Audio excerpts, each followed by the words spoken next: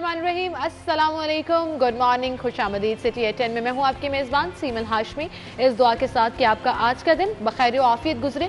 और इसी सिलसिले में हम चूँकि हर रोज़ प्रोग्राम का आगाज़ एक अच्छे मैसेज से करते हैं, एक नेकी आपको याद कराते हैं कि अगर आप कर लें तो आपका पूरा दिन, पूरी ज़िंदगी कितनी बेहतरीन हो सकती है। तो हम चलते हैं हर दिन एक नेकी की तरफ जिसके एंड पे ख़ुसूसी दुआ भी की जाती है।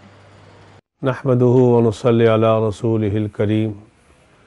मेरे दोस्तों, बुज़ुर्गों, भाइयों, आज का मेरा मैसेज और पैगाम ये है, किन लोगों को दुनिया से जाते हुए गम होता है, आखिरत की तरफ जाते हुए वहशत महसूस होती है और किन को नहीं होती। मदीना मुनव्वरा के एक बादशाह ने, एक ताबी थे ग़ालिबन अबू हासिम रहमहुल्लाह ताला, उनके पास आए, कहने लगे एक मरज़ लेके आया हूँ, उसका इलाज आप मुझे बता दीजिए। मरज़ ये है कि हमें आखिरत के बारे में वहशत महसूस होती है, इसकी वजह क्या है, इसका इलाज क्या है।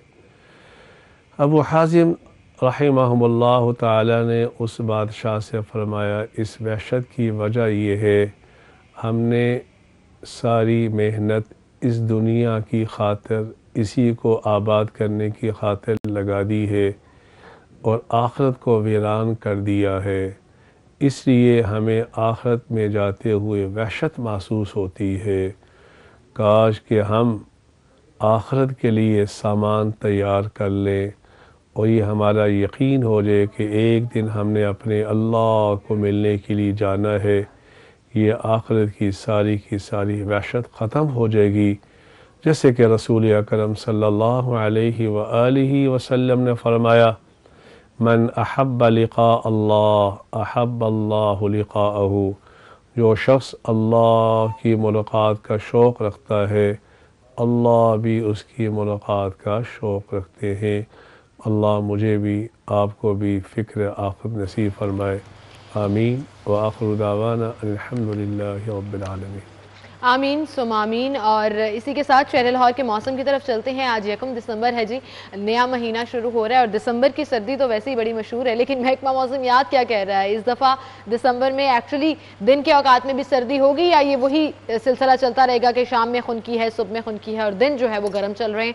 सो मौसम के ऊपर एक नज़र डालते हैं, टुडेज वेदर।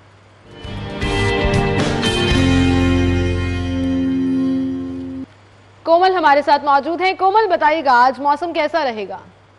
जी बिल्कुल सिमल, शहर लाहौर की फ़िज़ा आलूदगी से पाक ना हो सकी। शहर लाहौर जो है आलूदा तरीन शहरों में जो है वो आज भी बरकरार है और आलूदगी की वजह से जो है दुनिया भर में शहर लाहौर दूसरे नंबर पर है। बढ़ती हुई फ़िज़ाई आलूदगी की वजह से स्मोक में भी इजाफा देखने में आया और स्मोक में इजाफे के बाद जो है वो सबसे ज़्यादा जो है वो शहरी खमियाजा भुगत रहे हैं और बहुत ज़्यादा शदीद मुश्किलात का सामना भी कर रहे हैं। मैं बात करूँ शहर लाहौर के क्वालिटी इंडेक्स के हवाले से, तो जो आज लाहौर का क्वालिटी इंडेक्स जो है वो 274 रिकॉर्ड किया गया है। शहरियों को हिदायत की जा रही है घरों से निकलते वक्त मास्क का इस्तेमाल लाजमी करें, क्योंकि मास्क का इस्तेमाल ही जो है वो बढ़ती हुई फ़िज़ाई आलूदगी से फैलने वाली बीमारियों से शहरियों को महफूज रख सकता है। लाहौर के मौसम के हवाले से बात कर ली जाए तो शहर लाहौर का मौसम खुश्क है, सूरज ने आंखें दिखाई हुई हैं, मौसम खुशगवार भी है, सर्द भी है, लेकिन अभी थोड़ी सी जो है वो सर्दी की शिद्दत में कमी भी देखने में आ रही है। दर्जा हरारत जो है वो 13 डिग्री सेंटीग्रेड जो है वो रिकॉर्ड किया जा रहा है। हवा में नमी का तनासुब जो है वो 90% है और हवा की रफ्तार 2 किलोमीटर फ़ी घंटे के हिसाब से रिकॉर्ड की जा रही है। और महकमा मौसमियात की जानिब से दिन भर के हवाले से बताया जा रहा है कि बारिश ना तो आज होगी ना ही आने वाले हफ्ते में कोई इम्कान जाहिर किया जा रहा है। दिसंबर का आगाज़ हो चुका है लेकिन बारिशों का फिलवक्त कोई इम्कान जाहिर नहीं किया जा रहा। दिसंबर का पहला हफ्ता भी इसी तरह सर्द और खुश्क रहेगा। और मैं आपको ये भी बताती चलूँ कि माहिरीन की जानिब से ये भी कहा जा रहा है दिन भर कम से कम जो है दर्जा 10 रहेगा और ज़्यादा से ज़्यादा जो है वो 24 डिग्री तक जाने का इम्कान जाहिर किया जा रहा है। बहुत शुक्रिया कोमल, आप हमारे साथ मौजूद थी, मौसम की अपडेट्स दे रही थी इसी के साथ। और जब हम बात करते हैं शहर लाहौर की, जहां पर बीमारियां इस कदर फैल रही हैं, वो चाहे कोरोना के दोबारा केसेस जो हैं वो स्पाइक करने के हवाले से हों, कोविड के नए वेरिएंट के हवाले से हों या डेंगू के हवाले से हों, तो आप यकीन जानिए कि ऐसे लोगों को बहुत दिल मिस करता है जिन्होंने लाहौर शहर को समेट लिया था जब ये तमाम चीज़ें आई थी। और हम बात कर रहे हैं लाहौर के उस मसीहा की जो डॉक्टर फैसल मसूद जो हैं आज हम में नहीं नहीं रहे, लेकिन उनकी खिदमात लाहौर के लिए हमेशा याद रखी जाएंगी। 2011 में आपको याद होगा नाज़रीन, जब डेंगू आया था तो उन्होंने बेमिसाल काम किया था। हुकूमत ने डेंगू के तदारुक के लिए जो एडवाइजरी बोर्ड बनाया था वो उसमें भी शामिल थे, और फिर स्पेशल ट्रेनिंग्स के दौरान भी वो मौजूद रहे, और उन्होंने ना सिर्फ खुद ट्रेनिंग ली बल्कि बाकी लोगों को भी सिखाई। One of the marvellous doctor we had, doctor Faisal Masood. और आज लाहौरिये जो हैं वो अपने इस मसीहा दोस्त को ना सिर्फ याद कर रहे हैं बल्कि मिस कर रहे हैं कि वो जब यहाँ पर थे तो किस तरह से चीज़ों को खुद अपने हाथ में लेकर चीज़ों को बेहतर कर लिया करते थे। और जैसे ही हम बात करते हैं बीमारियों के मसाइल की, तो ऐसे लोगों का नाम सर फहरिस्त आ जाना और आंखें भर जाना किसी तौर भी कम नहीं हो सकता। इसी के साथ नाज़रीन हम आगे भी बढ़ेंगे, और चूँकि आज दुनिया भर में लाहौर समेत वर्ल्ड एड्स डे भी मनाया जा रहा है, और एड्स से बचाव और आगाही के लिए मुख्तलिफ जगहों पर सेमिनार्स, वॉक और डिफरेंट फंक्शंस जो हैं वो अरेंज किए जाते हैं, ताकि एड्स क्या बीमारी है, उसकी अवेयरनेस क्या है, किस तरह से उससे बचा जा सकता है, और अगर खुदा न खास्ता आपके इर्द गिर्द किसी को एड्स है, उसके लिए क्या एहतियाती तदाबीर हैं, कैसे उसकी क्वालिटी ऑफ लाइफ को बेहतर करके पूरी ज़िंदगी वो उसके साथ गुजार सकते हैं। इन तमाम टॉपिक्स पर आज हम बात करेंगे शो में। अभी चलना एक ब्रेक की तरफ, दोबारा हाजिर होंगे।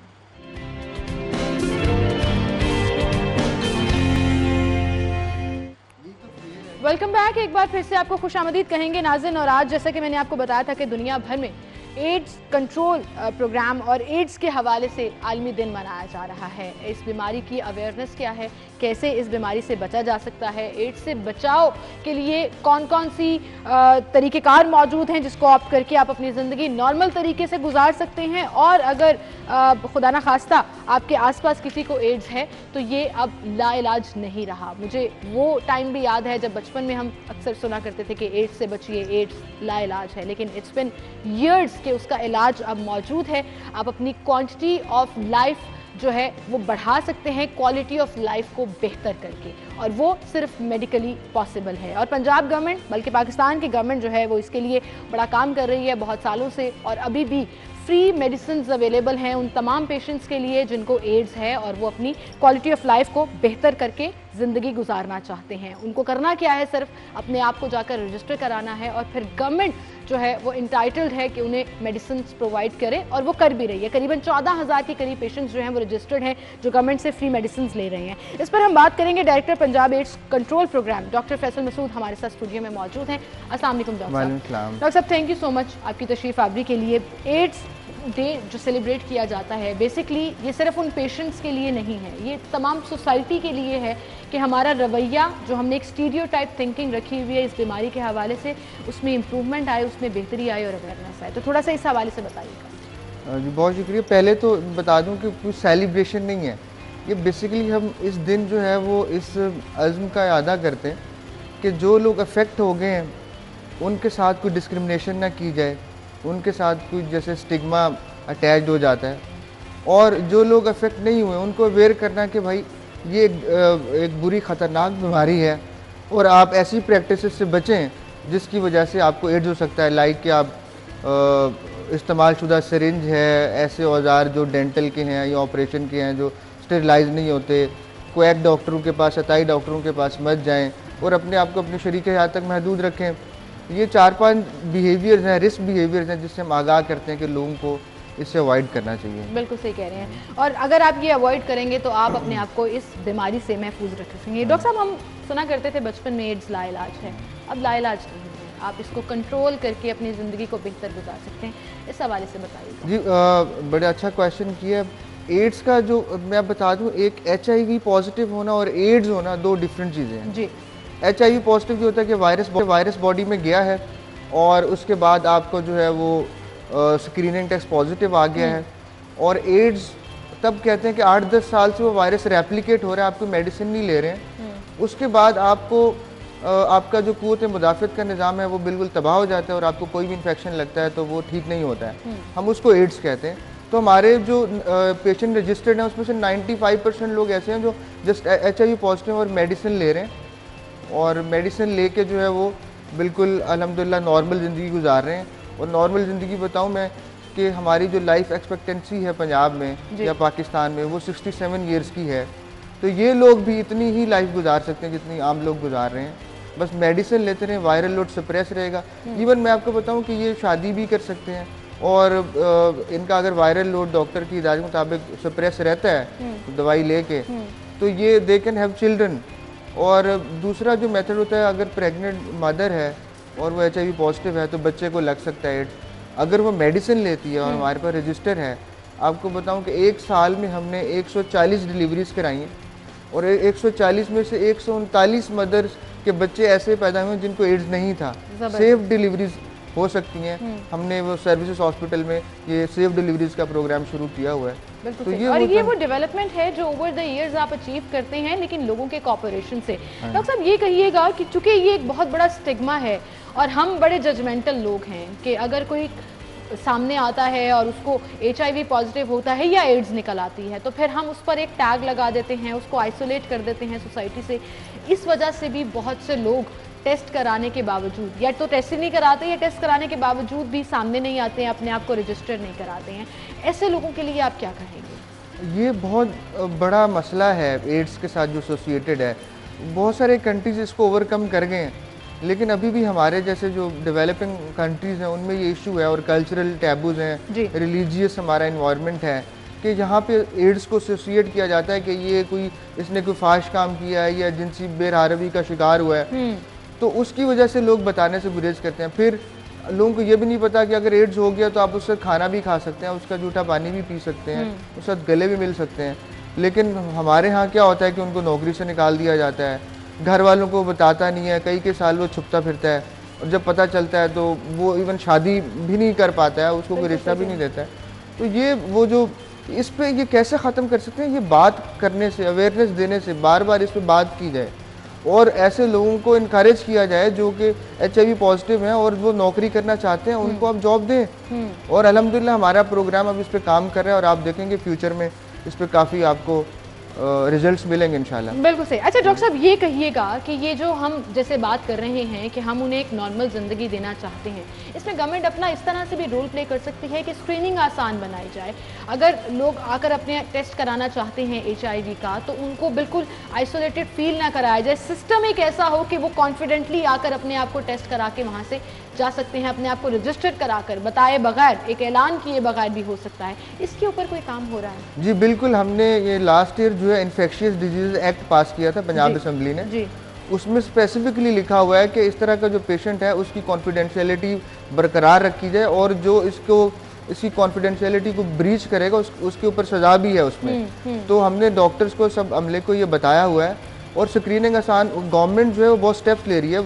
मैडम मिनिस्टर हेल्थ जो हैं और सेक्रेटरी साहब इमरान सिकंदर बलोच साहब, उन्होंने अभी प्लानिंग एंड डेवलपमेंट से हमारे पहले 16 अजला में कोई 25 क्लिनिक्स थे, अब 36 अजला में क्लिनिक्स खोलने की मंजूरी ले ली है और उसके फंड्स भी मिल गए। तो हर डिस्ट्रिक्ट में आप जाके हमारे क्लिनिक पे जो है वो फ्री ऑफ कॉस्ट स्क्रीनिंग करा सकते हैं और वहाँ पे खुद को रजिस्टर करा सकते हैं और कॉन्फिडेंशियलिटी बरकरार रखी जाएगी। बिल्कुल, और ये जो डॉक्टर पेशेंट कॉन्फिडेंशियलिटी है ये तो वैसे ही एक रूल है जो अगर आप ब्रेक करेंगे तो उसकी सजा भी होती है। अलामात बताइएगा डॉक्टर साहब, आप इस अवेयरनेस कैंपेन में जाहिर है लोगों को बता रहे हैं कि कौन कौन सी ऐसे साइन एंड सिम्टम्स हैं जिनको मिस नहीं करना, तो फिर एड्स के लिए इनिशियली अगर आपने इसको जल्दी कैच करना है तो क्या अलामात होती हैं जिस पे आपको पैनिक करने की ज़रूरत है और जिसे कहते हैं ना डॉक्टर के पास जाने की ज़रूरत है कि ये हमारी अलामात है? अनफॉर्चुनेटली ये जो वायरस है ये इस तरह से, जैसे हेपेटाइटिस का वायरस होता है, ये बॉडी में जब जाता है तो जस्ट फ्लू लाइक सिम्टम्स आती हैं। किसी को लगता है उससे जुकाम हो गया, वो अपना मेडिसिन लेता है, 2-3 दिन पैनाडोल वगैरह ठीक हो जाता है। अच्छा। मसला ये होता है कि 8-10 साल ये बॉडी में रेप्लिकेट करता रहता है। रेप्लिकेट करने के बाद ही आपके इम्यून सिस्टम को डिस्ट्रॉय करना शुरू करता है। जब वो इस तरह कर रहा होता है तो आपका बॉडी का वेट कम होता है, उसके बाद आपको कोई इन्फेक्शन लगता है तो वो ठीक नहीं होता है, बुखार होता है ठीक नहीं होता। अच्छा, मतलब कोई क्लियर साइन एंड सिम्टम्स नहीं है? बिल्कुल नहीं। इसका जो वाहिद हल होता है वो ये होता है कि आप एनुअली अपना चेकअप करा लें, एनुअली आके टेस्ट करा लें। आप देखें, आप लोग ब्यूटी पार्लर फीमेल जाती हैं, मेल जो है वो हजाम के पास जा रहे हैं। पाकिस्तान वो मुल्क है जहाँ पे एक शख्स जो है 1 साल में 4 से 5 इंजेक्शन लगवा रहा है, हाईएस्ट रेट है हमारा। और यहाँ पे डेंटल प्रोसीजर आम है और आपको गली मोहल्ले में ताई डॉक्टर मिल जाते हैं और हम सब एक्सपोज हो जाते हैं कहीं ना कहीं। तो वाई नॉट आप एनुअली अपना आके एक टेस्ट करा ले, हम वो फ्री कर देंगे आपको। बड़े दिल गुर्दे का काम है वैसे ये कराना, क्योंकि आप एक्सपोज, आपने सही कहा कि हर रोज़, हर हफ्ते, हर महीने हो रहे हैं कहीं ना कहीं, वो चाहे हजाम की दुकान है, वो ब्यूटी पार्लर्स हैं, वो डॉक्टर की दुकान है, वो किसी क्वैक की दुकान है, आप एक्सपोज तो हो रहे हैं, लेकिन वो जाकर अपने आप को चेक कराना या ब्लड स्क्रीनिंग कराना जो है, ये स्पेसिफिकली क्या HIV का टेस्ट ही कराना होता है या जनरल ब्लड स्क्रीनिंग भी कराई? हमने पूरा जो है, जो इन्फेक्शियस डिजीजेज के लिए पूरा हमारे पास हेपेटाइटिस B-C है, HIV है और सिफिलिस का टेस्ट है, हम ये सारी कर रहे हैं। आप वहाँ जाएंगे हमारे सेंटर में, ये चारों टेस्ट हो जाएंगे। तो ये इन्फेक्शन बेसिकली तो आपको, बाकी डायबिटीज़ ये वो आप ठीक है, जब 30-40 ईयर के होते हैं आप जाके फिर अपनी डायबिटीज़ वगैरह चेक कराना शुरू करते हैं, लेकिन इन्फेक्शन जो हैं उनको आप ये हेपेटाइटिस और HIV इनको ज़रूर चेक कराएं। बिल्कुल सही। अच्छा, ओवर द ईयर आपने फरवरी में चार्ट संभाला as director Punjab AIDS control programme, कितने लोग मजीद रजिस्टर हुए हैं? और ये हर साल इवेंट रखने से या हर साल मतलब साल में मुख्तलिफ औकात में इवेंट रखने से क्या कोई फ़ायदा होता है? वाकई में लोग सामने आते हैं, अपने आप को रजिस्टर कराते हैं? देखिए, हम सिर्फ वर्ल्ड एड्स डे के बाद हम बस नहीं कर जाते, हम तो पूरे साल ही अवेयरनेस कैंपेन चलाते हैं और आप लोग हमसे ताबन करते रहते हैं इस हवाले से। और डेफिनेटली जो अभी लोड है एड्स का पाकिस्तान में, पंजाब में, वो पिछले चंद सालों की निस्बत काफ़ी कम है, क्योंकि लोग अब अवेयर होते जा रहे हैं, लोग टेस्ट भी करा रहे हैं और गवर्नमेंट जो है वो अपना रोल पूरा प्ले कर रही है। लेकिन अभी भी मज़ीद काम करने की बहुत ज़रूरत है। लोगों को अभी भी नहीं पता है कि एड्स क्या होता है और उसको टेस्ट कैसे करा सकते हैं, हमारे फ्री सेंटर कहाँ कहाँ हैं। तो डॉक्टर साहब, इसके लिए फिर मीडिया हेल्प या अवेयरनेस एडवर्टाइजमेंट साइट से क्यों नहीं ली जाती है? बचपन में वो ऐड तो हमें याद रही कि एड्स लाइलाज है, अब बार बार इस तरह की कैंपेन्स क्यों नहीं आती जिसमें ये बताया जाता है कि ये लाइलाज नहीं है, आप इसको कंट्रोल कर सकते हैं, आपको आपके लिए कंफर्ट जोन मौजूद है जो गवर्नमेंट ने प्रोवाइड किया है, वो फ्री मेडिसिन की सूरत में हो या टेस्टिंग की सूरत में? अभी हमारे जो सेक्रेटरी साहब हैं, इन्होंने ज्वाइन किया 2-3 महीने पहले, ये भी बहुत कम्युनिकेशन स्ट्रेटजी पे हम अक्सर मीटिंग्स करते हैं जी। और हम अल्हम्दुलिल्लाह हमने अपनी कम्युनिकेशन स्ट्रेटजी बना ली। आप देखेंगे अब हमारे TVC जो है वो डिफरेंट चैनल्स पे चलते रहेंगे, न सिर्फ ये एड्स वीक में बल्कि आगे पीछे भी आप देखेंगे उसमें काफ़ी फंड्स भी हमने ले लिए हैं फाइनेंस डिपार्टमेंट से। तो ये पूरा साल इंशाल्लाह कैंपेन चलेगी, सारा साल ये कैंपेन्स चलेंगे जिसमें लोगों को जो है वो अवेयरनेस दी जाएगी। डायरेक्टर साहब, एक मैसेज जो आप आम आदमी के लिए, आम आवाम के लिए देना चाहेंगे वो क्या होगा? जिसको एड्स हो गया उसको प्यार की ज़रूरत है, ना कि आप लोगों की नफ़रत की ज़रूरत है। तो प्लीज़ जो है मुआशरे में काबिल अमल जिसका किरदार कोई हो सकता है, वो पहले भी वैसे ही रोल प्ले कर रहा था, अभी भी उसको वैसा ही रोल प्ले करने दें। उसकी ज़िंदगी में इतनी तब्दीली मत लाएं कि वो आइसोलेट होकर मज़ीद ड्रग्स का एडिक्ट हो जाए और अपने आप को ख़त्म कर ले। तो ऐसे लोगों के साथ एम्पैथी की ज़रूरत है। बिल्कुल, और हमने ये एम्पैथी जो है वो ज़रूर शो करनी है। ख़ास तौर पर कोविड से जब हम गुजरे हैं तो हमने देखा है कि क्वारंटीन और आइसोलेशन आपकी मेंटल हेल्थ के ऊपर कितने नेगेटिव असरात छोड़ता है। तो अगर किसी को ज़िंदगी भर के लिए आप आइसोलेट करने का रवैया अपना लेंगे तो यकीन जानिए, एक तो पहले ही वो बीमारी से लड़ रहा है, दूसरा ये जो एक फीलिंग है आइसोलेशन की, ये कहीं ना कहीं आपको अंदर से गलाना शुरू कर देती है और फिर आपके लिए ज़िंदा रहना मुश्किल हो जाता है। तो हमें ऐसे लोगों की ना सिर्फ सपोर्ट बनना है बल्कि उनको मदद भी फराहम। Welcome back. एक बार फिर से आपको खुशामदीद कहेंगे नाज़रीन। अभी हमने सेगमेंट किया एड्स कंट्रोल प्रोग्राम के हवाले से, जिसके तहत पंजाब भर में 14,000 पेशेंट्स जो हैं वो रजिस्टर्ड हैं और गवर्नमेंट उन्हें मेडिसिन प्रोवाइड कर रही है। लेकिन क्या वाकई में गवर्नमेंट अपना रोल प्ले कर रही है अवेयरनेस देने में, लोगों को बताने में कि इस बीमारी को किस तरह से डील करना है, असल हकायक इसके क्या हैं? और इसके साथ साथ जैसे मैं शुरू में कह रही थी कि लाहौर वबाओं की जद में है, मुसलसल प्रॉब्लम्स जो हैं वो सामने आ रहे हैं, वो चाहे स्मोक के पेश नज़र हों, डेंगू हो या कोविड फिर से सर उठाने लगा हो। तो वाली वारिस है लाहौर का या कोई नहीं? गवर्नमेंट इसको देख रही है या नहीं देख रही, इस पर भी हम बात करेंगे। हमारे साथ हमारे senior health reporter Zahid Chaudhry साहब मौजूद हैं, उन्हें हम खुशामदीद कहेंगे। अस्सलाम वालेकुम जाहिद साहब। जी वालेकुम। जाहिद साहब, अभी आपने ये सारी कॉन्वर्सेशन सुनी जो director AIDS control programme doctor Faisal Masood हमारे साथ मौजूद थे, क्या आपको लग रहा है गवर्नमेंट अपना रोल प्ले कर रही है सोसाइटी को, पेशेंट को अवेयरनेस देने में इस बीमारी से रिलेटेड? देखिए, पहली बात तो ये कि 1988 में ये प्रोग्राम शुरू हुआ था, तब से बहुत ज़्यादा संजीदगी का मुजाहरा तो नहीं किया गया। और सबसे इम्पॉर्टेंट चीज़ इस वक्त जो एड्स के कंट्रोल के हवाले से है कि इनके अपने PC1 में है कि इन्होंने 36 अजला में अपने सेंटर्स बनाने थे जो अभी तक ये कंप्लीट नहीं कर सके, अपने PC1 के ऊपर इम्प्लीमेंट नहीं हो सका। सेकेंडली, जो नंबर ऑफ़ पेशेंट्स इस वक्त महकमा प्राइमरी एंड सेकेंडरी हेल्थ का प्रोग्राम दे रहा है ये बहुत कम है। ये जो है वो टिप ऑफ द आइसबर्ग है, ये बहुत ही कम तादाद है, आटे में नमक के बराबर भी नहीं। ये आज तक डाटा ही नहीं कलेक्ट कर सके। और थर्ड इसमें जो बहुत ज़्यादा इंपॉर्टेंट चीज़ है कि सबसे ज़्यादा हमारे यहाँ जो एड्स की प्रेवलेंस है HIV की वो है ड्रग यूज़र्स की।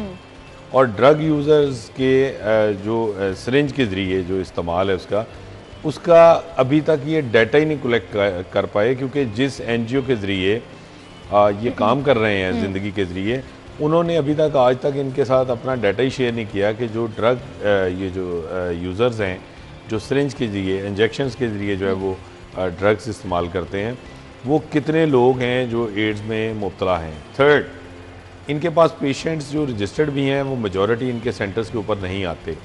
अब इनका कोई प्रॉपर मैकेनिज्म तो है नहीं कि जिसमें ये उनको दवाइयाँ जो हैं वो प्रॉपर टाइम पे पहुंचा सकें, तो ये सिर्फ टॉल क्लेम्स हैं, इसके अलावा कुछ नहीं है। और एक ब्यूरोक्रेटिक सा एटीट्यूड है, और अनफॉर्चुनेटली प्रोग्राम को इन्होंने एक पार्किंग स्लॉट बनाया हुआ है ब्यूरोक्रेसी की, और उसी के जरिए चलाया जा रहा है। आपकी बात इस हद तक इसलिए भी ठीक है कि अगर इसके ऊपर कुछ बेहतरी होती तो हर साल हमें नंबर ऑफ पेशेंट्स जो हैं वो नजर आते जो रजिस्टर्ड होते और मुफ्त मेडिसिन ले रहे होते। बहरहाल जी, बात के सिलसिले को हम एक तरफ स्मॉग और स्मॉग के असरात इंसानी सेहत पर क्या हो रहे हैं, डेंगू कंट्रोल नहीं हो रहा, कोविड फिर बढ़ना शुरू हो गया, तो ऐसे में मैं शो के शुरू में भी कह रही थी कि जब भी लाहौर किसी वबा की जद में आता है हमें एक मसीहा याद आ जाते हैं जिनकी बहुत गिरा कर खिदमात हैं मेडिसिन से हवाले से और लोगों को फैसिलिटेट करने के हवाले से, मरहूम डॉक्टर फैसल मसूद। इसमें कोई शक नहीं कि प्रोफेसर डॉक्टर फैसल मसूद के हवाले से अगर आप ये कहें कि तेरी याद आई तेरे जाने के बाद, 2011 में जब पहली मरतबा डेंगू आउटब्रेक आया शहर में और इससे सैकड़ों की तादाद में अमवात हुई और हज़ारों की तादाद में पेशेंट्स आना शुरू हो गए, तो उस वक़्त ये वो शख्सियत थे कि जिन्होंने ना सिर्फ जो है वो ये हेड ऑन लिया इस सारी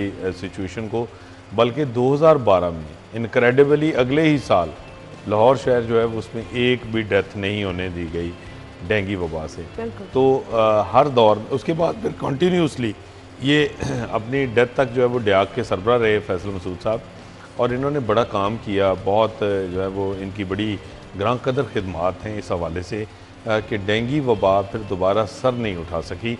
और उनकी डेथ के बाद अब हमें जब ये वबा का सामना है तो आप ये देखें कि जो प्रिंसिपल सेट किए गए थे उनकी तरफ से, जो प्रोटोकॉल तरतीब दिया गया था कि डेंगू को किस तरह रोकना है, हम सिर्फ उससे पीछे हटे हैं। और इस पर तो अब आप देख लें कि पिछले 5 माह से जो है वो आपके हालत क्या है, और कोरोना में भी हम उस तरह जो है वो ड्रास्टिक स्टेप्स नहीं ले सके, उस तरह उसको हैंडल नहीं कर सके जिस तरह अगर प्रोफेसर डॉक्टर फैसल मसूद मरहूम जो है तो वो करते। बिल्कुल ठीक कह रहे हैं, अल्लाह ताला उन्हें करवट जन्नत नसीब करे। और इसी के साथ नाज़रीन हमें एक ब्रेक की तरफ चलना है, हेडलाइंस जानिएगा फिर हाजिर होंगे। वेलकम बैक, एक बार फिर से आपको खुशामदीद कहेंगे। और नाज़रीन अब चलते हैं हम अपने डेली सिटी 42 की टॉप स्टोरीज़ के हवाले से जो आज अपडेट्स आ रही हैं मुख्तलिफ खबरों के हवाले से। उसमें सबसे टॉप पर अभी ये थोड़ी देर पहले मैंने ब्रेकिंग की, मलिक अशरफ का बीपर भी किया उस पर, जब अदालत में इस वक्त केस की समाअत चल रही है स्मॉग के हवाले से, और बड़े इंटरेस्टिंग रिमार्क्स जो हैं वो अदालत की तरफ से दिए गए और फिर सख्त सवालात भी किए गए कि स्मॉग कंट्रोल क्यों नहीं हो पा रहा, माहौलियाती एमरजेंसी लगाने की ज़रूरत है, और ये भी हो सकता है कि 1 हफ्ते के लिए निजी दफातर और स्कूल्स बंद कर दिए जाएं। जिस पर PDM के जो अफसरान हैं PDMA के, उन्होंने ये कहा कि अभी हमें थोड़ा सा वक्त दीजिए क्योंकि कुछ कंट्रोल में नज़र आ रही है चीज़। जहर आलूद है जी ये, कातिल लाहौरियों के लिए मास्क लाजमी करार दे दिया गया है, न सिर्फ कोविड से बचने के लिए बल्कि स्मॉग के हवाले से भी। इस पर हम बात करेंगे। सीनियर रिपोर्टर सिटी 42 दुरे नयाब हमारे साथ मौजूद हैं। अस्सलाम वालेकुम दुरे नयाब, क्या हाल चाल है आपके? दुरे बहुत शुक्रिया। फिजाई आलूदगी 400 से नीचे नहीं आ रही है जी, कल भी 400 था, मंडे को भी, आज बल्कि अदालत में भी ये आर्ग्यूमेंट यूज़ किया गया कि अगर स्कूल और दफातर बंद ना होते तो शायद ये 600 क्रॉस कर जाता। इस कदर स्मॉग आप देखें ना कि अब इन नाअहल अफसरान को और कितना वक्त दें। आप अगर आज इनको वक्त देंगे तो शायद ये अगले साल की प्लानिंग कर सकें। इन्होंने पूरा प्रेपरेटरी टाइम जो है वो ज़ाया कर दिया, जितना इनके पास वक्त था। मैं समझता हूँ कि तमाम चीज़ों के लिए इन्होंने हाथ पे हाथ धर के बैठे रहे, फैसला साजी नहीं की, अहम इशूज़ जो हैं उनको हैंडल नहीं किया, और आज हम इस नहज पे पहुँच गए हैं कि हम अपने हमसाया ममालिक के जो 2 शहर अभी 3-4 दिन पहले वो हमसे ऊपर थे, अब वो हमसे नीचे हो गए हैं, और हमारी जो एयर क्वालिटी है वो उनसे कहीं ऊपर ऐसे लग रहा है हमारा तो मुकाबला चल रहा है उनसे, कभी वो टॉप पर हैं कभी हम। आप पूरी दुनिया में इस हुकूमत से बंदा ये पूछे कि जहाँ आप इंटरनेशनल सियाहों को मदऊ कर रहे हैं, जहाँ आप इतना ज़्यादा खूबसूरती दिखा रहे हैं, जहाँ आप इंटरनेशनल सिटी डिक्लेयर कराने के चक्करों में लाहौर शहर को सहूलियात के हवाले से, वहाँ पे क्या इमेज जा रहा है पूरी दुनिया में हमारा। आज कोई भी गूगल पर सर्च कर रहा है तो लाहौर शहर दुनिया का बदतरीन आलूदगी के लिहाज से शहर डिक्लेयर हो चुका है। और अब हालत इनकी ये है कि अदालतों को खुद मजबूरन इसके अंदर आके इनसे काम लेना पड़ रहा है, इनसे पूछना पड़ रहा है कि भाई आप लोग क्या काम कर रहे हैं। और अगर ये इतने काम करने के काबिल होते तो मेरा ख्याल है कि बात यहाँ तक ना पहुँचती कि अदालत को इनसे इस्तफसार करना पड़ता। आज भी अगर ये कोई प्लान दे बैठे हैं तो बड़ी कामयाबी होगी। इनसे आज भी कोई प्लान नहीं दिया जाएगा। प्लान दे देंगे, आप यकीन जानिए, बंद कमरों में बैठकर आराम से कूजी माहौल में प्लान ये दे देंगे। इम्प्लीमेंटेशन किसने इनके पास, उस प्लान को एग्जीक्यूट किसने? आपके पास इस वक्त सबसे बड़ी बात है कि हमें रेन इमरजेंसी की तरफ जाना है, आर्टिफिशियल रेन के लिए वसाइल पैदा करने हैं, किस तरह करने हैं, कैसे करना है, कौन बताएगा। अब हालत ये है कि फैसला साजी में वज़रा जो हैं वज़ीर आला का चेहरा देख रहे होते हैं, वज़ीर आला जो हैं वो विफाक का चेहरा देख रहे होते हैं, विफाक जो है वो वज़ीर आज़म का चेहरा देख रहे होते हैं, और हालात ये हैं कि उसकी इम्प्लीमेंटेशन नहीं होती। लाहौर शहर में इस वक्त मसनूई बारिश की अशद ज़रूरत है, उसके अलावा ये आपका जो AQI लेवल है वो कम नहीं होना। अच्छा, दुनिया भर में इसके ऊपर काम किया जाता है। आप हमसाया मुल्क की बात कर रहे थे तो इंडिया में भी इस पर काम किया जाता है कि मसनूई बारिश करवाई जाए जिससे हालात बेहतर हों। दुबई में आई थिंक उनकी एनुअली ये कोई प्रैक्टिस है जिसमें जब उनको लगता है कि आलूगी बहुत ज़्यादा हो गई है या मौसम की बहुत ज़्यादा शिद्दत हो गई है तो वो मसनूई बारिश की तरफ जाते हैं। क्यों नहीं हम उस तरफ जा रहे? क्यों हीले बहाने अपनाए जा रहे हैं और हम एक इल्यूजन में रह रहे हैं कि जी हम सब कुछ कंट्रोल कर लेंगे, धुआं छोड़ने वाली फैक्ट्रियों को बंद कर देंगे, भट्टों को बंद कर देंगे। अच्छा देखिए, हम ना ये बिल्कुल एक अहम को जन्नत में रह रहे हैं अफसोस के साथ कि हम लाहौर शहर को जो गैर मुनासिब तरक्की है, मैं इसको गैर मुनासिब इसलिए कहूँगा कि हम जहाँ पे दरख्त उखाड़ते हैं वहाँ दरख्त नहीं लगाते, जहाँ से ग्रीन एरियाज़ ख़त्म होते हैं उसके पैरेलल ग्रीन एरियाज़ को पैदा नहीं करते और कंक्रीट का शहर बनाए जा रहे हैं। ऑल्दो कि ये डेवलपमेंट बहुत ज़रूरी है, लेकिन इम्बैलेंस डेवलपमेंट से हम लोग जो है वो इस स्टेज पर खड़े हो गए हैं कि हमारे पास सांस लेने की गुंजाइश नहीं है। अभी आपका प्रोजेक्ट एलिवेटेड आ रहा है, उसके अंदर हज़ारों की तादाद में तकरीबन जो है वो दरख्त मुतासिर होंगे। आपके पास उसका क्या प्लान है? कोई पता नहीं, किसी को कुछ पता नहीं। हमने वो दरख्त उखाड़ने हैं और हमने कहाँ लेके जाने हैं, उसके बाद हमने जो काम करना है वो क्या करना है। लाहौर में ग्रीन कवर एरिया, आपने उस दिन भी प्रोग्राम में ये बात की और आज हम दोबारा दोहराएं कि वो बिलियन ट्री जो है ना, वो मैं नहीं समझता कि लाहौर पे उसका कोई इम्पैक्ट हुआ है। और आपने जो मेवाकी जंगल की जो टेक्नोलॉजी से मसनूई जंगल बनाने की कोशिश की है वो भी आखिरी सांस ले रहे हैं। अच्छा, कोशिश की है? मुझे तो कोशिश पर भी डाउट है, मुझे एग्जीक्यूशन मुझे याद पड़ता है वज़ीर आला पंजाब ने शादमान मार्केट के दरमियान जो पार्क है वहाँ पे जंगल लगाया, फिर प्राइम मिनिस्टर आए, उन्होंने रेस कोर्स के अंदर वो जंगल लगाया, फिर एक लिबर्टी में इन्होंने बनाया। लेकिन अब वहाँ पे जाके हालत ज़ार देखें, इस स्मोक में जहाँ इंसान सांस नहीं ले पा रहा, तो ये जितने वो आपके पौधे हैं, दरख्त हैं, वो किस तरह से फल फूल। अच्छा, इसमें अभी जो समाज चल रही है उसमें अदालत की तरफ से ये रिमार्क्स दिए गए हैं कि माहौलियाती इमरजेंसी होनी चाहिए और हो सकता है कि अगर आपसे ये ग्राफ कंट्रोल नहीं हो पा रहा तो हमें एक हफ्ते के लिए लॉकडाउन लगाना पड़ेगा, इन्वायरमेंटल लॉकडाउन, क्योंकि वहाँ जो अफसरान मौजूद हैं PDM के, उनकी तरफ से ये कहा जा रहा है कि जी गाड़ियों की वजह से, हैवी ट्रैफिक की वजह से ये आलूगी कंट्रोल नहीं हो रही है। सो अगर हम दोबारा लॉकडाउन की तरफ जाएंगे तो पहले ही हम बहुत ज़्यादा सफ़र कर चुके हैं, इनको प्रीएम्प्टिव मेजर्स लेनी चाहिए थी ताकि हम ये जो लास्ट ऑप्शन है लॉकडाउन का, इसको अवॉइड कर सकते हैं। लेकिन लाहौर शहर की ट्रैफिक बदस्तूर जो है वो एक सीक्वेंस में चल रही है और बेतरतीब तब होती है जब बहुत सारे लाहौर शहर में इश्यूज आते हैं। आपका कोई एक रोड ब्लॉक होती है, पूरा लाहौर चौक हो जाता है। आपका जो मैसिव एरियाज़ हैं ट्रैफिक के लिए, वहाँ पे कोई कवानीन की पाबंदी नहीं करता, आपकी रोड्स ब्लॉक हो जाती हैं। कहीं पे वन वे हो रहा होता है, उसकी खिलाफ वर्जी हो रही होती है, आपकी रोड्स ब्लॉक हो जाती हैं। वही बात है कि एक घर में 3 बच्चे हैं, 3 मुख्तलिफ गाड़ियाँ ड्राइवरों के साथ आ रहे हैं, तो आप क्या समझती हैं कि ये गरीब लोग इसके ज़िम्मेदार हैं? मैं समझता हूँ कि एलीट क्लास, समझदार क्लास, जो नौकरी पेशा तबका है, जो हमारा एक अपर लेवल पे आता है, वो बराबर के ज़िम्मेदार हैं। उनके पास ज़्यादा कन्वेंस हैं, उनके पास ज़्यादा ये ट्रैवलिंग के जो है वो मामलात हैं, उन्होंने रोज़ निकलना है। और पब्लिक ट्रांसपोर्ट की जहाँ बात रही, वो तो हमारे शहर में ना होने के बराबर है। लिहाजा गरीब आदमी तो सफ़र कर रहा है और वो सफ़र जो है वो इंग्लिश वाला भी कर रहा है और सफ़र उर्दू वाला भी कर रहा है। उर्दू वाला हो जा रहा है, इंग्लिश वाला कर रहा है। अच्छा, अब थोड़ा सा ना ये इस पर एक पॉलिसी बनानी पड़ेगी और एक आपको एक ब्रेंच मार्क लगाना पड़ेगा। आपको जो बढ़ती हुई गाड़ियाँ और जो तेज़ी के साथ यहाँ पे आपका एक गुंजान आबादियों में जमे गफ़ीर हो रहा है, आपको उस पर पाबंदी लगानी पड़ेगी। आपके लाहौर शहर के अंदर भट्टे हैं, आपके लाहौर शहर की आबादियों के अंदर स्टील की मिल्स हैं, आपके लाहौर शहर की आबादियों के अंदर मुख्तलिफ कारखाने हैं। आप रिंग रोड पे ट्रैवल करती हैं और आप देखें लेफ्ट साइड पे, राइट साइड पे जब शाम को ट्रैवल करते हैं, कितना ज़्यादा आपको ऊपर नजर आ रहा होता है, आलूदगी के बादल नजर आते हैं, आलूदगी के बादल नजर आता है। बिल्कुल सही तो कह रहे ये हैं चीजें तो हैं सामने, इस पे जिम्मेदारी अब देखें जी क्या किया जाता है। बहरहाल जी अदालत ने जो रिमार्क्स दिए हैं आज, उसके बाद अब एक हफ्ते के लिए समाअत मुलतवी कर दी गई कि एक हफ्ता जो दिया गया है इदारों को, तमाम मुतल्लिका डिपार्टमेंट्स को, वो क्या इकदाम उठाएंगे। लेकिन फिलहाल हमें ब्रेक की तरफ जाना है और ब्रेक के बाद जब वापस आएंगे तो जो महंगाई के मारे सारिफीन हैं उन पर एक और वार किया गया है। गलत बिलिंग, ओवर बिलिंग, बिजली चोरी छुपाने के लिए सारिफीन को लाखों के बिल जारी किए गए हैं और लेस्को से कोई पूछने वाला है या नहीं है, या शुतरे बेर मुहार की तरह हर कोई अपनी गंगा जो है वो बहाए जा रहा है और उनसे कोई पूछने वाला नहीं है। इस पर हम बात करेंगे एक ब्रेक के बाद।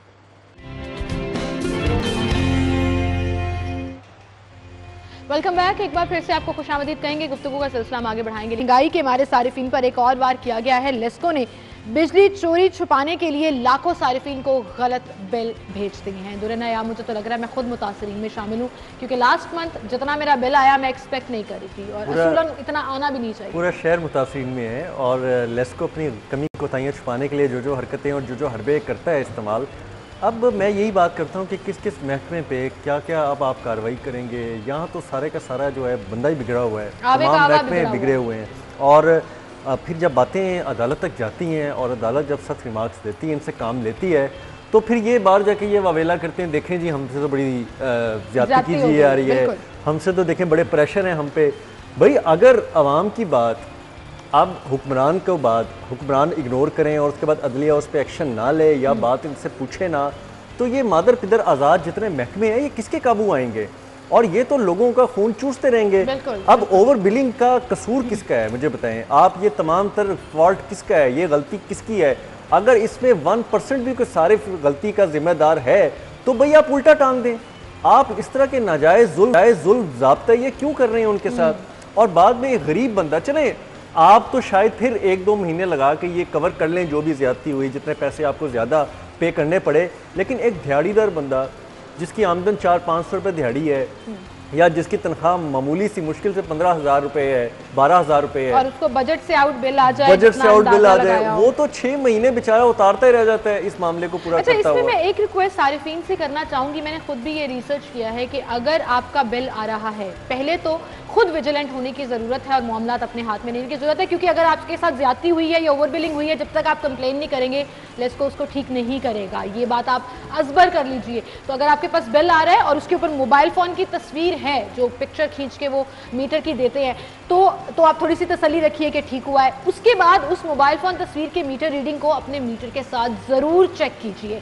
ये सबसे पहली प्रैक्टिस है जो बिल आने के बाद आपको अब करनी चाहिए। मैं तो इस चीज की अब मुझे लग रहा है कि रेगुलर यूजर होने वाली हूँ। अच्छा, बिल आया और मीटर से उसके बाद आप तो चलें, आपकी तो कोई मार्केट में से है, आपको तो कोई लोग सुन लेंगे, लेकिन जो गरीब बंदा है जिसकी ना मार्केट में कोई से है ना कोई पोजीशन है, सर कोई से नहीं है, अब ना कोई सुनता है, उसके साथ पता क्या होगा, जिस तरह से ख्वार आम शहरी होता है हम भी वैसे। अच्छा, उसके साथ पता क्या होगा, उसके बाद वो आएंगे साहब बहादुर लाइनमैन जो है, वो आके मीटर को डिफेक्ट करार देते हुए उन पे एक और पहाड़ गिरा देंगे। उसके बाद उनका मीटर उतार के ले जाएंगे, फिर वो वहां पे जलील होगा, फिर उसके बाद ख्वारी का अलहदा सामना करेगा और फिर मीटर मौजूद नहीं होंगे, तो वो कंप्लेंट करता हुआ अपने एक मुसलसल अजाब में गिर जाएगा। लोग इस ब्लैकमेलिंग से घबराते हैं, लोग इस इशू से घबराते हैं, लोग इस जो कार्रवाई है ना अगेंस्ट वो इंतकामी कार्रवाई से घबराते हैं। और अनफॉर्चुनेट ये तमाम सरकारी महकमों का वतीरा बन चुका है। आप किसके खिलाफ कंप्लेंट करते हैं तो उसके बाद कॉन्सिक्वेंसेस भुगतने के लिए तैयार हो जाएं। उसके बाद ये माफिया बिल्कुल, उसके बाद ये माफिया सारा मलबा आप पे गिराता है, चाहे वो LDA ले लें, चाहे वो वासा ले लें, चाहे वो लेस्को ले लें, चाहे वो PHA ले लें। आप किसी के खिलाफ शिकायत करके देखें, किसी भी शहरी महकमे के खिलाफ, उसके बाद जो सारिफ के साथ या जो कंज्यूमर के साथ या जो ऑनर के साथ हालत करते हैं ये लोग, आप वो बर्दाश्त नहीं कर सकते। आपकी अच्छी भली ज़िंदगी और प्रॉपर्टी को डिस्प्यूट कर देंगे, आपके वाटर और मीटर कनेक्शन को ख़राब डिक्लेयर कर देंगे, आप पे डिफॉल्ट बिल डाल देंगे। मतलब आप देखें, अगर ये विद इन डिपार्टमेंट भी इन्वेस्टिगेशन स्टार्ट होती है तो क्या ये अपने मीटर रीडर्स, लाइनमैन, उनके खिलाफ कार्रवाई करेंगे? क्या SDOs के खिलाफ कार्रवाई होगी? आपको लगता है कुछ होगा? मुझे एक स्टोरी याद आ रही है, कुछ अर्सा पहले डिस्कस की थी हमने, उसमें शाहिद सिपरा साहब की स्टोरी थी कि जो डिफेक्टिव मीटर्स और डिफेक्टिव चेकिंग का जो सिस्टम है ना, उसके अंदर लेस्को का जो ऑपरेशन विंग है वो खुद ही पार्टी बन के रुकावट पैदा कर रहा है, और जितने कंप्लेंट और जो इंटेरोगेशन सेल है इनका जो शिकायत की तस्दीक करता है उसके बाद ये जांच पड़ताल करता है, उसी के खिलाफ हो गए हैं।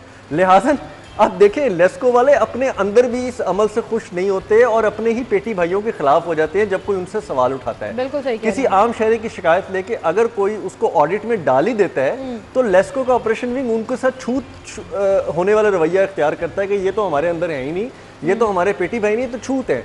इसी तरह तमाम महकमों के अंदर गलती से किसी का केस ऑडिट में चला जाए, किसी सारिफ की शिकायत दुरुस्त निकल के उसको रिलीफ मिलने लगे तो पूरा इदारा, पूरा सिस्टम अपने भाइयों के खिलाफ ही हो जाता है। देखिए ये तो हमें खराब कर रहे हैं। ये तो हमने ओवर बिलिंग और इस तरह के मैनेजमेंट इश्यूज का जिक्र किया जिसमें विद इन डिपार्टमेंट अगर ये इन्वेस्टिगेट करें तो चीज़ें सॉर्ट आउट हो सकती हैं, लेकिन होता ऐसा कुछ नहीं है। ये तो ट्रांसफर पोस्टिंग नहीं कर सकते मीटर रीडर्स और लाइनमैन्स की, बाकी तो बहुत बात की बात है। लेकिन वहीं पर इनकी नाहिली और नालायकी जो है वो लोगों के लिए वबाले जान इस तरह से भी बन चुकी है कि कल एक अफसोसनाक हादसा पेश आया इचरा के इलाके में, जहां पर लेस्को की नाहली के बायस जो है वो ट्रांसफार्मर एक खातून जो शॉपिंग करने आई थी इचरा बाज़ार में उसके ऊपर और उसकी बेटी पर गिर गया। बेटी शदीद ज़ख्मी है और खातून मौका पर ही जा रहा था। अच्छा, इसका मुकदमा अब किसके ज़िम्मे आएगा? इसका मुकदमा अब वो बेटी जो है जिसकी माँ चली गई है, मुझे बताएं कि वो क्या रियासत में मुकदमा कर दे? वो बताएं कि किस पे जाकर ये पर्चा कटवाया जाके कि जी इसका ज़िम्मेदार कौन है, और हुकूमत इसका मलबा भी साबका हुकूमत पे डाल दें। बड़ा आसान है, आप कहें जी कि इसमें हमारा कसूर नहीं है, ये तो पुरानी साबका हुकूमत ने लेस्को को इतना कमज़ोर कर दिया, उसको करप्ट कर दिया, उसके अंदर तमाम वसाइल खा गए, वापडा भी आपका फारिग हो गया, आप डाल दें जनाब। और अब ये मुझे बताएं कि क्या हाई अप्स पे इसकी इंक्वायरी होगी? क्या इसके खिलाफ अब उसकी माँ जो चली गई है दुनिया से क्या वो वापस तो नहीं आएगी? जवाब देने वाला लेकिन है?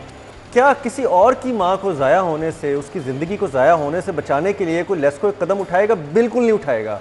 ये 4 दिन खबरों के बाद दब जाएगा, दफन हो जाएंगी ये स्टोरियाँ सारी। अच्छा, ये सिर्फ इस गवर्नमेंट का वतीरा नहीं है, मैं इसमें थोड़ा सा जिक्र करना चाहूँगी। हम अगर कुछ साल पहले भी चले जाएं तो आपको याद होगा कि हमने कितनी खुद अपनी जिम्मेदारी समझते हुए कैंपेन चलाई थी। ये जो तारों के जाल हैं, ये जो नुकसान का बायस बन सकते हैं, हादसात का शिकार हो सकते हैं लोग, इस तरह जो एक पूरा तारों के गुच्छे के अंदर ट्रांसफार्मर्स अटकाए हुए होते हैं, फिक्स नहीं होते, लगाए हुए नहीं होते, और देखिए फिर हादसा पेश आ गया। तो मेरे ख्याल से गवर्नमेंट कोई भी हो, किसी भी पार्टी से उसका ताल्लुक हो, प्रायोरिटीज़ में ये चीज़ें नहीं आती। अच्छा, आप देखें जी, रिकवरी रेवेन्यू जो अहदाफ होते हैं उसमें बहुत सारी कमी बेशियाँ रह जाती हैं। ठीक है, बहुत सारे लोगों ने पानी का बिल नहीं दिया होगा, बहुत सारे लोगों ने अपने टैक्सेस नहीं दिए होंगे, महसूलात नहीं दिए होंगे, लेकिन जो बिजली के बिल हैं वो बाकायदगी से लोग अदा करते हैं, उसका मैक्सिमम रेवेन्यू आपके पास आता है।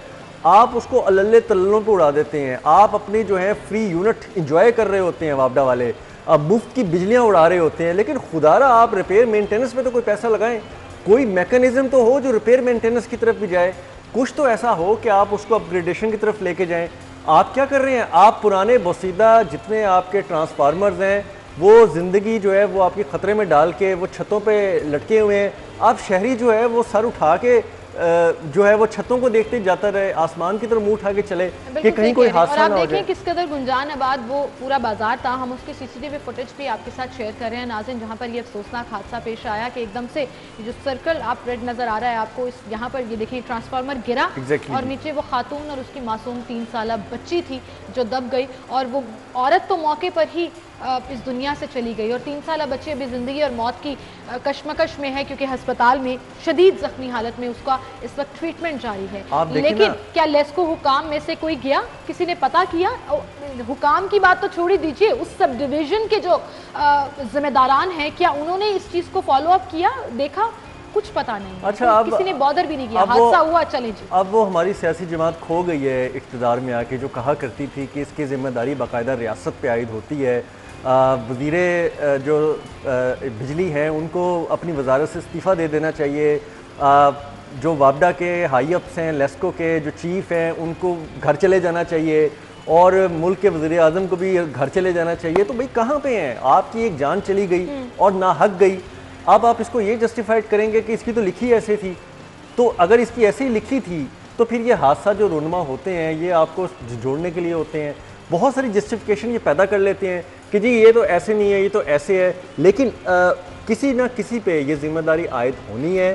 कोई और औरत ना जहाँ बहक हो, वो अपनी जान से हाथ ना धो बैठे, किसी के घर का कोई सरबराह ना चला जाए, किसी के बच्चों की माँ ना जाए। ये आज तो होना है, ये आज नहीं तो कल होना है। इस पे हुकूमत पाकिस्तान को कम से कम नोटिस लेना चाहिए। हुकूमत पंजाब तो चले सो रही है। ख्वाब दिखाए थे तब्दीली के, बेहतरी के, नए पाकिस्तान के, लेकिन हालात पुराने पाकिस्तान से भी बदतर हैं। ये मैं या दुर्रा नायाब नहीं कह रहे, आप यकीन जानिए तमाम ऑब्जर्वेशंस कह रही हैं जो हम लोगों से मिलने के बाद आपके साथ शेयर करते हैं। मुख्तलिफ हलकों की बातें आप तक पहुँचाते हैं और हमारे इतने शोज़ ऐसे हैं जिसमें आवाम डायरेक्ट बराह रास्त सरकार से बात कर रही होती है, जिसको सरकार बड़े आराम से टैग लगा देती है कि ये मीडिया का प्रोपेगेंडा है। दे डोंट रियलाइज कि एक्चुअली आवाम बहुत ज़्यादा मुश्किल का शिकार है। और वहीं पर एक नारा इस नए पाकिस्तान में दुर्रा नायाब लगाया गया था कि हम कब्जा माफिया से जान छुड़ा लेंगे। और आते साथ ही आपको पता ना वो जो एक ट्रेलर दिखाया गया नया पाकिस्तान यानी कि तब्दीली सरकार जब आई, गवर्नमेंट बिक रही हैं, दीवारें गिर रही हैं, कब्जा छुड़वाया गया, खाली कर लिया। अब आप देखिए फिर से 3 साल बाद की रिपोर्ट तो बेहतर होनी चाहिए थी ना। 3 साल बाद की रिपोर्ट है जी, 2551 एकड़ अराजी कब्जा ग्रुप के निर्गे में है और जमीन छुड़वाना इंतजामिया के लिए बड़ा चैलेंज। और जो जमीन छुड़ाई है आप उसको भी जाके अगर फॉलो करें ना तो दोबारा उसके अंदर वही कब्जे होंगे, वही लोग बैठे होंगे, वही माफिया हैं, वही सारी चीज़ें हैं और पहले से ज़्यादा स्ट्रॉन्ग हो रहे हैं। पहले से ज़्यादा स्ट्रॉन्ग इसलिए हो रहे हैं कि उनको पता नज़र आ गया कि ये वक्ती कार्रवाइयाँ होती हैं। बस हुकूमत आई थी, उसने अपना एक प्रोपेगेंडा खेलना था, अपना पब्लिसिटी स्टंट था, वो किया और उसके बाद अब हम दोबारा से पावरफुल होकर बैठ गए। अच्छा, रीज़न क्या है? सियासी लेवल पर लीडरशिप नहीं है, गवर्नमेंट लेवल पर लीडरशिप नहीं है, या ब्यूरोक्रेसी उस तरह से स्ट्रॉन्ग नहीं आ सकी कि इनको नकेल डाल सके? क्योंकि पॉलिसी बनाने के बाद डिस्ट्रिक्ट इंतजामिया का काम भी होता है और बहुत से डिपार्टमेंट्स इन्वॉल्व होते हैं। कल डीसी के ऑफिस में ये इजलास हुआ है जिसमें ये इंकशाफ हुआ है कि सिर्फ 900 एकड़ ज़मीन जो है वो वागुजार हुई है। देखिए, अगर लाहौर शहर के अंदर ये हालात हैं तो बाकी 36 अजला में क्या होगा? वहाँ तो 9 एकड़ की बात, आप मैं कहूँ वहाँ पे 1 एकड़ भी कहीं से ये वागुजार करा सके हो। लाहौर शहर से हट के भी देखें आप तो सरकारी अराजियों पे कब्जा हो रहा है, स्टेट लैंड पे कब्जा हो रहा है, गैर कानूनी सोसाइटियाँ जो है वो धड़ल्ले के साथ बनी जा रही हैं, लोगों की ज़मीनें ज़बरदस्ती हथियाई जा रही हैं। कसूरवार आपको लग रहा है इंतजामिया है या गवर्नमेंट है जिसकी तरफ से ऑर्डर्स आने हैं या जिसकी तरफ से सपोर्ट आनी है? मेरा नहीं ख्याल कि ऑर्डर्स आने की ज़रूरत है। इस पर तो सिर्फ पूछा जाना चाहिए कि आपकी ये जिम्मेदारी बनती थी, डिप्टी कमिश्नर की जिम्मेदारी बनती थी, कमिश्नर की जिम्मेदारी बनती थी, LDA की जिम्मेदारी बनती थी, रेवेन्यू डिपार्टमेंट की जिम्मेदारी बनती थी, उसके अलावा स्टेट की लैंड है तो फेडरल औकाफ की जिम्मेदारी बनती थी। कहाँ गई वो ज़मीनें और इन ज़मीनों पर धड़ाधड़ कब्जे कहाँ लेके जा रहे हैं? जितनी ज़मीन इनके कागजों में है अगर ये वही पूरी कर लें तो बहुत बड़ी बात है। इन्होंने हिडन प्रॉपर्टीज कहां से इकट्ठी करनी है? ये जो 2551 एकड़ है ये सरकारी अराजी है जिस पर कब्जा है और टोटल लाहौर में 15,551 एकड़ है और नाजायज काबिजीन जो है वो 2,500 और अभी हिडन प्रॉपर्टीज हैं जो हमें पता ही नहीं सरकार को कि वो किसकी प्रॉपर्टी कहाँ बैठी है, कहाँ पड़ी है, किस पे कौन बैठ गया। कुछ लोगों ने लपेट ली, जैसे पंजाबी में कहते हैं ना लपेटा मार लेना, कुछ सोसाइटियों ने लपेटा मार लिया, कुछ आम लोगों ने लपेटा मार दिया, कुछ माफिया ने लपेटा मार लिया और स्टेट लैंड खा गए। भाई स्टेट लैंड खा गए हैं तो अब उसका जवाब दिया जाना चाहिए। वो लैंड्स जितनी भी हैं वो अब आपकी निकाल के आप पहले कागजों में खातों में ज़मीन पूरी कर लें तो बड़ी कामयाबी है। आपने किसी भी माफिया के से क्या टक्कर लेनी, किसी माफिया से क्या ज़मीन खाली करानी, वो तो बहुत बड़ी बातें हैं। वो तो बड़ी बातें हैं जी और फिलहाल उन पर अमल दरामद होता हुआ तो नज़र नहीं आता। हाँ, सिर्फ इजलासों में इंकशाफ आते हैं, उसका सद्देबाब क्या होगा ये किसी को कुछ पता नहीं है। दुर्रा आप हमारे साथ ही मौजूद रहिएगा। नाज़रीन, हमें एक ब्रेक की तरफ जाना है और ब्रेक के बाद हम डिस्कस करेंगे महकमा बल्दियात और मेयर लाहौर आमने सामने हैं जी। तकरीबन अब चूँकि आज 1 दिसंबर ऑलमोस्ट गुजर गई तो 30 दिन रह गए हैं इनके टन्योर को। फंड्स के हवाले से जो लड़ाई चल रही है, क्या 1 महीने में ये बल्दियाती नुमाइंदे कुछ काम कर सकेंगे या नहीं, और अगला बल्दियाती इलेक्शन कब एक्सपेक्टेड है, इस पर भी बात होगी एक ब्रेक के बाद।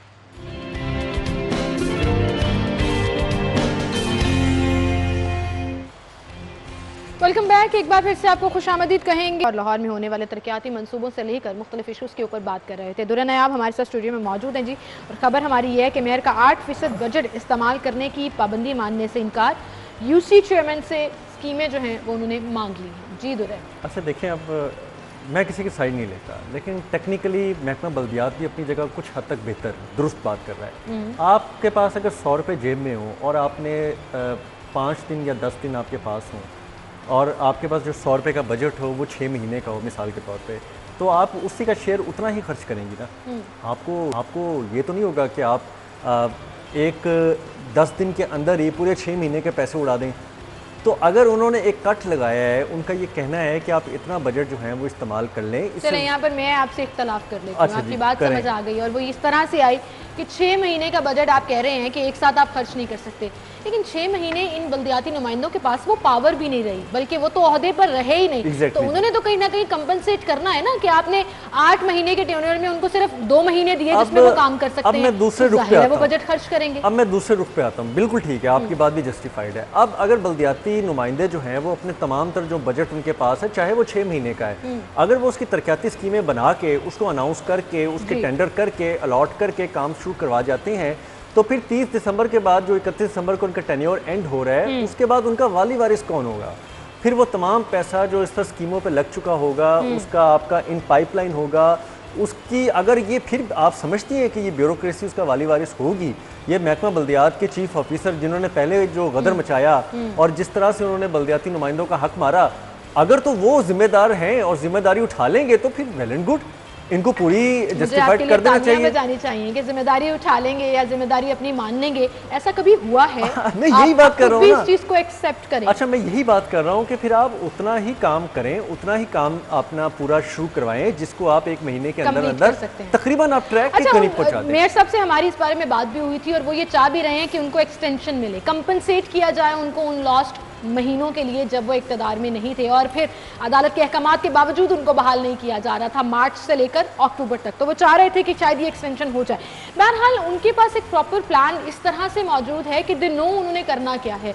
वो नकासी आपके हवाले से हो, वो सड़कों में स्ट्रीट लाइट्स लगने के हवाले से हो या दीगर मसाइल हो, और फी यूसी वो कह रहे हैं 50 लाख रुपए के लिए हम काम का जो पूरा उनका एक प्लान है वो उनको। हाँ, देखिए वो तजर्बाकार भी हैं, वो खुद इंजीनियर भी हैं और उसके बाद जो मेयर साहब हैं वो चीज़ों को समझते भी हैं। 50 लाख रुपए मेरी ज़ाती राय में, अब मैं ज़ाती राय की बात करता हूँ, मेरी ज़ाती राय में ये कोई बहुत बड़ी अमाउंट नहीं है।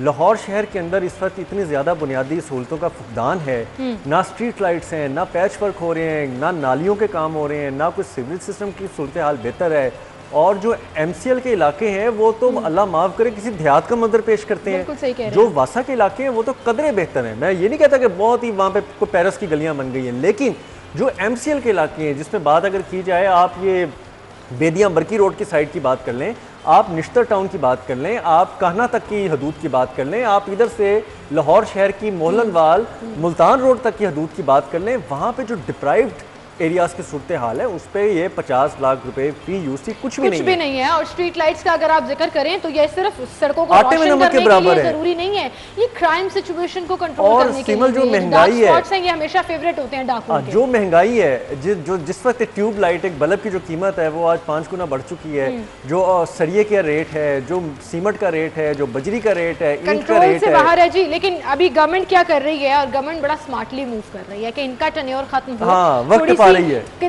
फाइलों की हद तक इनको बाउंड किया जाए, चीजों को कंट्रोल किया जाए, और साथ ही साथ हम अपनी विजिलेंसी दिखाते हैं अगले इलेक्शन के ऊपर बात करने पे, जो कि कह रहे हैं कि हम अप्रैल में करा लेंगे। लेकिन महकमा बल्दियात को भी बहुत इजी टाइम नहीं मिल रहा, उनको भी बड़ा टफ टाइम मिल रहा है। बिल्कुल सही। आज जिस तरह काफ लीग की जानिब से अब इस एक्ट को उन्होंने बाकायदा उसकी निटी ग्रिटी पहली दफा देखी है और टफ टाइम दिया है, उनको देने के देने पड़े हुए हैं। पूरी फाइट जो है की जा रही है इन नुमाइंदों की तरफ से जिनको गैर फाल किया गया था। लेकिन वन लाइनर अगर मैं आपसे लेना चाहूँ इस खबर के ऊपर कि अप्रैल में इलेक्शन कमीशन कह रहा है कि हमने बल्दियाती इंतखाबात करा देने हैं, क्या गवर्नमेंट इतना सीरियस है कि आज से 5 महीने बाद अप्रैल में इंतखाबात हो जाएंगे? बहुत मुश्किल है सिमल, और ये इनको कोई जो है ना आईनी रास्ता, कोई कानूनी रास्ता लेना पड़ना है। इनसे एक्ट और इम्प्लीमेंट हो के बल्दियाती इलेक्शन इनसे नहीं कराया जाना, इनसे नहीं कराया जाना जी। इनसे तो अपना मुसविदा फाइनल नहीं हो पा रहा था 3 सालों में, लेकिन फाइनली अब इन्होंने अनाउंस तो कर दिया। अब लेट्स सी कि अप्रैल में हो पाते हैं या नहीं। बहुत शुक्रिया दोनों ने, आप हमारे साथ मौजूद थे। एक ब्रेक लेते हैं नाज़रीन, दोबारा हाजिर होंगे।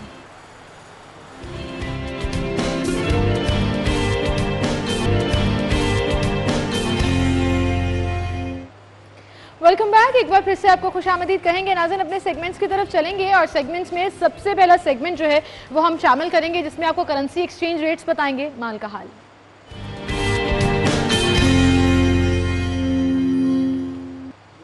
नजर डालिए माल के हाल पे।